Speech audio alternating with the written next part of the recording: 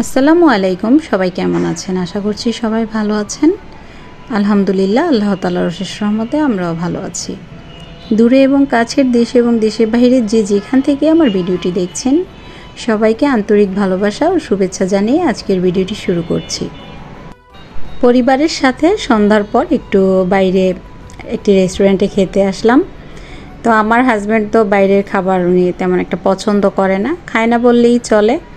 তো অনেক সময় হয় কি যে আমার মন রক্ষার জন্য উনি চলে আসে। তো উনি আবার বলছিল যে তুমি খাও, ছবি তোলো, আনন্দ করো, সমস্যা নেই, আমি বসে থাকি।